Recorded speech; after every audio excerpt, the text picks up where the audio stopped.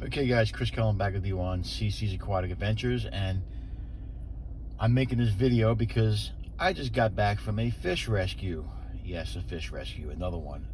It's been a while since I've done one, but I got a message from someone I know that said, put a Facebook post out on a local group here in Greencastle, PA, and she said that she could not control the live bearer population that she had. And of course, we have 20 tanks in our fish room, a lot of smaller tanks that can handle these smaller fish. So let me show you what we got. It looks like she put them in buckets for me.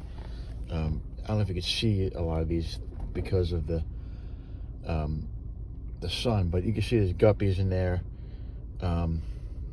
Mollies, looks like some platies, and of course when you mix these guys together, that's one. What people don't know a lot of people don't know this, but if you mix these guys, some of these guys crossbreed. You can see in here there's some platies in here and mollies. It's kind of hard to determine which ones are which, but this is the second bucket. You can see a bunch of babies in here, a lot of crossbred stuff. One thing that you don't want to do when you have live bearers is kind of mix them together. So this is what happens when you mix. You can see right here, this is like a beautiful guppy, but it might be a mixed guppy. But we'll have to go through these fish here real quick here. But there's some beautiful fish in there, and I'm probably going to be selling some of these because there's a lot of fish. That's two, and then here's three. You can see platies, mollies, guppies. There's a lot of fish in here, and there's 3 buckets. So one thing, guys, about live bearers, and I was actually talking to the lady who gave me this fish.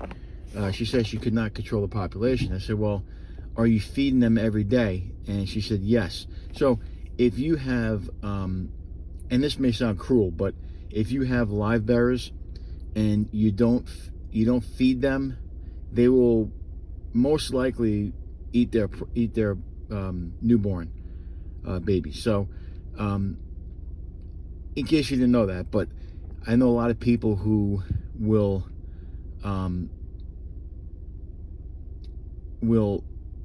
not feed them and wonder why their babies are gone. If you feed them a lot, like this lady would feed them 2 or 3 times a day, it's better for the parents or the mother, because they'll keep breeding if they keep eating, as you can see. So we may have to get rid of some of these fish. I do have open tanks. We'll have to do some maneuvering right now. I'm gonna have to make a video after, because it's gonna take me about an hour and a half to get these guys kind of separated. We have a bunch of fish, but I got to get these guys in because there's no oxygen in this. This is closed, so you want to keep these open to get some oxygen in there. But they're gonna be going right into a bucket when I get in this house. I got a bucket I want to put them in, and to kind of separate them. I got to move some fish in the fish room, but sometimes you get a rescue like this, and you got your hands full. But we'll take care of these fish. These fish will be in good hands. I'll have to quarantine them first. Like I said, I'll move some fish around, but it's going to be a little bit of a work in progress. So, but anyway, so this is our first rescue of 2026. I don't do a lot of big fish rescue because I only have a 125 as my biggest tank, and I got that tank full with some big fish. So you can't really squeeze any more fish in there, but we will do smaller fish, and I'm going to an auction here, and I would say probably about a week or so, and I'll probably bring some of these fish to put them in auction. Unfortunately, when you have a mix like this, you have to, because there's mollies in here and platies. Some of them do crossbreed. I'm not sure which one's which. I know the guppies can crossbreed with something. I think the mollies, but I have to look it up. I'm not really sure, but like I said, they will crossbreed. You can see that there's a mix in there, but there's a lot of fish, guys. So anyway, I will make a follow-up video to this one. We got some other stuff going on coming up because of the pond. We'll be working on the pond probably this weekend or next weekend, because this weekend's Easter. But I'll be doing a pond video update. We're gonna get that pond ready. We got some plants that have to go in. So we'll be doing that probably this week or next week. But we will make a follow video to this one where we put these fish in the tanks. You know, you gotta be careful when moving this many fish. You want to make sure that you have enough bioload to handle, or your tanks can handle the bioload that we're gonna be putting in here. And we'll have to be careful with feeding them.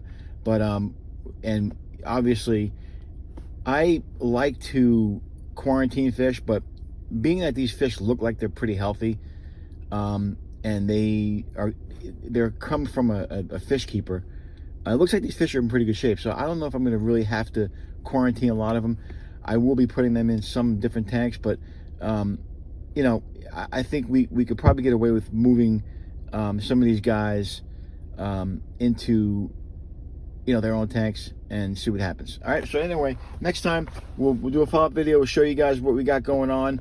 But obviously this is a big rescue. Lots of guppies, lots of platies, lots of mollies, lots of babies. And like I said, if you guys are interested in taking any of these fish, I will be probably selling them if you could donate, you know, because I use my gas and use my tanks, use my energy to get these fish.